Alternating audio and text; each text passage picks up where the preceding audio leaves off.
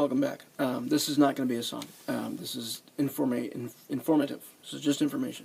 I wanted to talk about a couple things that I'm doing here and here that kind of make what I'm doing sound the way it sounds. One of the big things that I have heard for the last 20 some odd years, I've been playing 27 years now. One of the biggest things I've always heard people say about what I'm doing is that they always say it sounds like there's two guitars playing at the same time.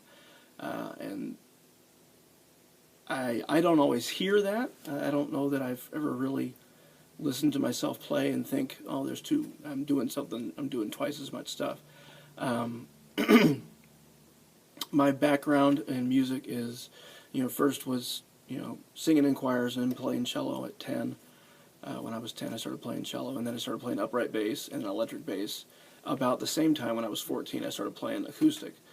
And then I morphed into electric guitar and electric bass, and then the whole thing for the last 27 years has been a lot of that. And somewhere in there, I managed to squeeze in bassoon playing, which was really enjoyable. I thoroughly enjoyed that. But we're talking about guitars.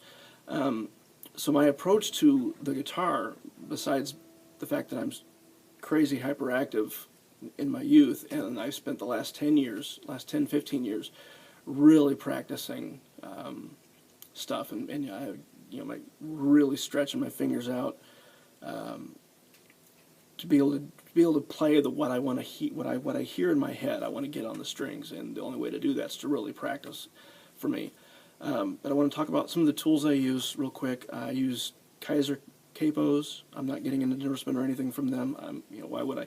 But I use Kaisers, just regular ones, and the Kaiser cut capos, which are shorter on this end, and then you see this little loop right here. And I pretty much, if I'm doing a double capo thing, it's probably a combination of that. Something else that I have that I started doing, you see this a lot with electric guitar players, but there's this little bracelet that I have woven in and under each of the strings, and I encourage you to try this at home if you don't have one of these. When you hit the strings and you deaden them really fast, you'll hear a high pitched ping, and you get like an overring of things. That noise drives me nuts, especially when I'm trying to record with a live mic, which doesn't happen very often, but I hear that noise because I'm doing so much percussive stuff all the time. I hear that high pinging sound, and it bothers me, and I figured this out to deaden the strings one day. Something else I'm doing besides chording, and I'll talk about chording really quick here, I do a lot with my right hand. I'm not just, if I can avoid doing that, I will. Unless I need to do that. If I have a really good drummer and a keyboard player and a second guitar player, then I'm just going to strum because there's no point in me doing anything else. But a large part of the time when I'm hitting a chord like a G, I don't just hit the chord straight down. I will hit the bass note, and then I'll hit the top strings. So I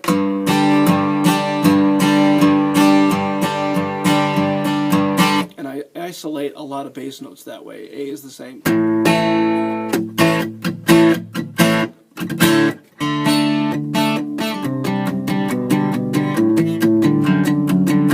So I do a lot of this double downing, what I call double down picking,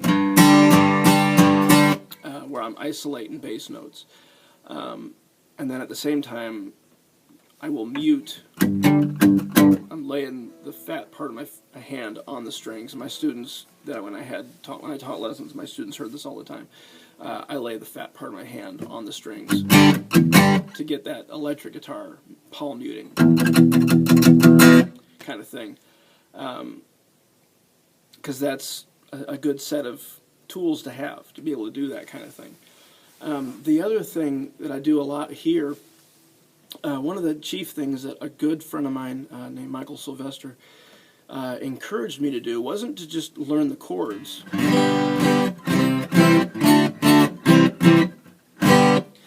He encouraged me to learn the scales in the chord shape. If you can, and I would always try to do that with 2 octaves, 3 octaves, whatever I can. Well, 3 octaves. So like for example, and this I'm gonna do this, and you're gonna see like 5 or 6 of my songs all of a sudden pop right out at you, because this is where this comes from. Just a standard G5 shape, or G9, or whatever you want to call it. And typically when I'm doing that G5 shape, I am not using this note. I leave the B right out, which is why it's a G5, and why I'm fretting this note here instead of the open string B. That the B's are just too happy in G for me. I don't like the major thirds. If I can avoid them, I will. But that's choice. Sometimes you have to use the major thirds because it supports the melody, which is wonderful. Anyway, back to chord scaling. So I just take like a G5 shape, and I'm like trying to look at the camera and look at the string and like trying to figure out what I'm doing. So I do a G5, and then I'll play the scale.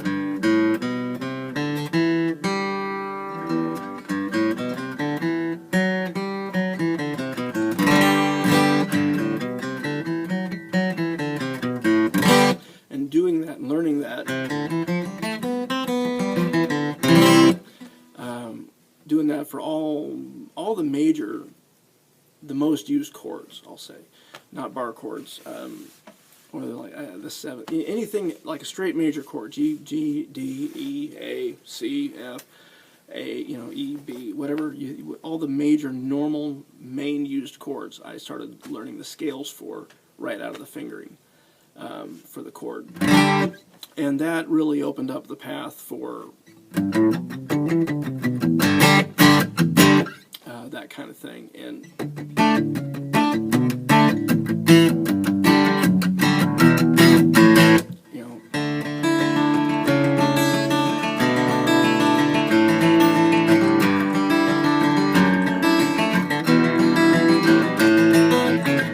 that kind of thing. I'm just moving the scale around, just playing straight up and down scales. That has been a huge element. So you combine what I'm doing here with what I'm doing here, and all of a sudden it starts to sound like there's 2 guitars. I do tend to think of the bottom 2 strings from a bass player standpoint. So I will basically walk into chords. If I'm playing a D and I'm going to a G, I will walk into that.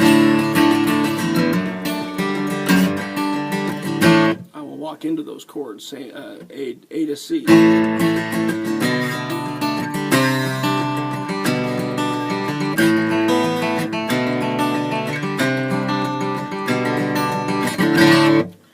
If I can walk into or out of a chord, I will, if time allows.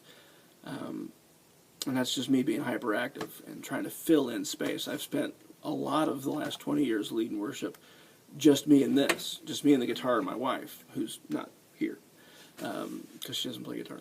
But she does play bass, though. But so I've always tried to fill in a lot of that sound with the bass player mindset, with the guitar mindset, and even with the drummer mindset. I've told my students before, think of all your downbeats as the bass drum, and try to make that bass snare, bass snare, bass snare, and then add the hi-hat.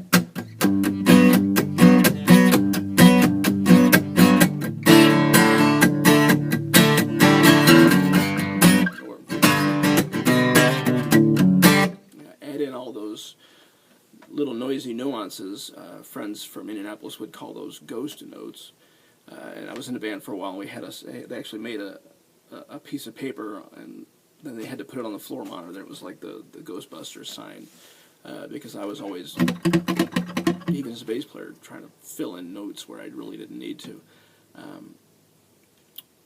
So anyway, if you have any questions, you can email me at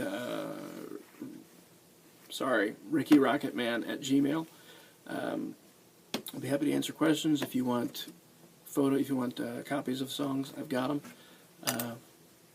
Enjoy your day. Hope some of this nonsense helps you.